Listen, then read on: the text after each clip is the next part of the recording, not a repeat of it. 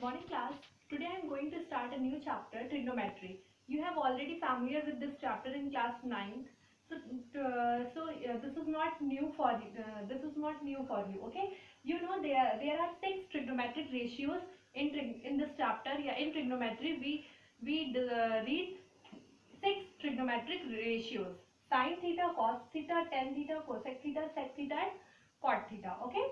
Theta is what? Theta is angle, and the sine of, and you know the sine theta, the value of sine theta. If we take any triangle like this, you know the longest side of a triangle is called hypotenuse, and if we take this angle theta, then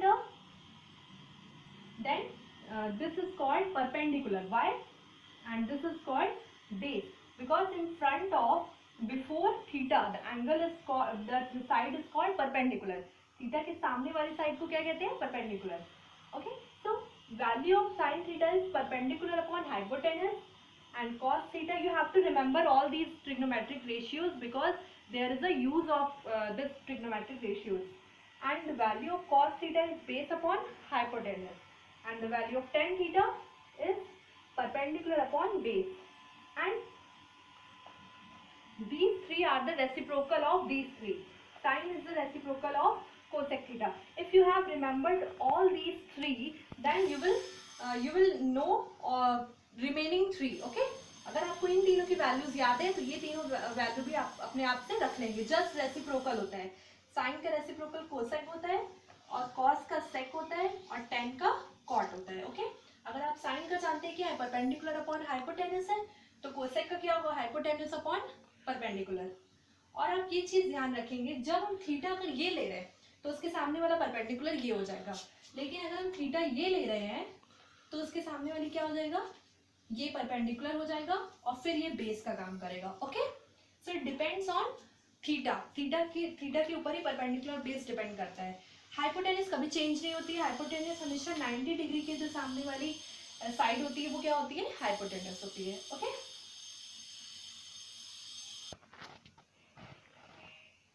in your chapter the question is given, if tan a is equal to 4/3. अगर tan a की value 4/3 दी हुई है तो आपको कह रहा है कि find all other trigonometric ratios. आप जानते हैं बाकी 8 ट्रिग्नोमेट्रिक रेशियो तो tan a, then 5 trigonometric ratios are remaining: sin a, cos a, cot a, cosec a and cot sec a. Okay, तो इन पांचों की आपको वैल्यू निकालनी है with the help of only one trigonometric ratio. So what will you do? You know that tan a is equal to 4/3. Okay, what is the formula for tan theta? Tan theta के लिए हमने formula पढ़ा था perpendicular upon base. Okay, तो ये इसका मतलब ये क्या है? ये परपेंडिकुलर है और ये बेस है.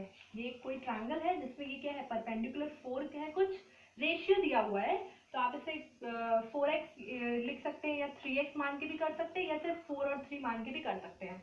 बुक में 4 के 3 के करके दिया हुआ है, लेकिन ये सिंपल है. 4 इसको, ये 3 है, तो हमें हाइपोटेनस निकालना होगा. क्योंकि ये तीनों पता होंगे तो हम बाकी अदर रेशियोज फॉर्मूले पे पुट करके निकाल लेंगे. तो क्या करेंगे? एक ट्रायंगल बना लीजिए ABC. एक ट्रायंगल इस तरह बना लीजिए ABC. अब यहां लिखेंगे in triangle ABC angle B is equal to 90 degree. 90 degree के सामने वाली क्या होती है? हाइपोटेनस. तो ये हाइपोटेनस है, आपको ये निकालना है. और परपेंडिकुलर, अगर हम A क्या ले रहे हैं? A इसको ले रहे हैं, तो परपेंडिकुलर मैंने क्या कहा? जिस एंगल को लेते हैं उसके सामने वाली, उसकी ऑपोजिट साइड क्या होती है? परपेंडिकुलर. तो ये परपेंडिकुलर 4 है, और ये बेस हो जाएगा ये 3. ओके, तो इट मीन्स AB की वैल्यू कितनी दी हुई है? 3, और BC की वैल्यू दी हुई है 4. AC कैसे निकालेंगे? फाइंड करना है. तो bye Pythagoras theorem,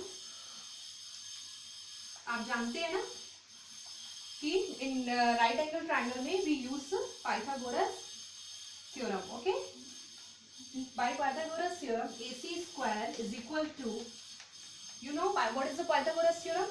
Hypotenuse square is equal to base square plus perpendicular square plus BC square. Okay, AB square what? 3 का स्क्वायर, और BC का स्क्वायर 4 का स्क्वायर. ये कितना आएगा? 9 + 16. और 9 + 16 25, यानी कि ये AC का स्क्वायर आएगा 25, यानी कि AC की वैल्यू कितनी आएगी 5। AC आ गई 5, इस मीन्स हाइपोटेनस क्या आ गया 5 आ गया। अब आप जानते हैं कि साइन ए की वैल्यू कितनी होगी। साइन ए की वैल्यू कितनी होती है परपेंडिकुलर अपॉन हाइपोटेनस। ए क्या है ये है, तो इसके सामने वाला क्या होगा परपेंडिकुलर। आप यहाँ देख लीजिए साइन ए की वैल्यू कितनी होगी परपेंडिकुलर अपॉन हाइपोटेनस। तो ए को ले रहे हैं, तो ए के सामने वाला क्या होगा परपेंडिकुलर, तो ये BC अपॉन AC होगा। BC की वैल्यू कितनी है 4 और AC की वी हैव फाउंड 5, तो साइन ए की वैल्यू आ गई। अब आप जानते हैं कोसेक ए क्या होता है साइन ए का रेसिप्रोकल होता है, तो इसका जस्ट ऑपोजिट क्या हो जाएगा 5/4। और एक हम निकालना है कॉस ए।